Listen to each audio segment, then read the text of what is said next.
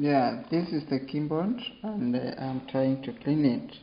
So you can remove every bit of it, so that at the end you can be able to clean all these parts. You see there's a lot of dust in heaven, so I'm trying to remove the other keys so that finally I can clean it. I'll use latent spirit and a brush to do so. These are the fire's keys, so I'll also fix them back, and my keyboard will be okay. So that's what's going on. Kindly subscribe if you have not yet subscribed.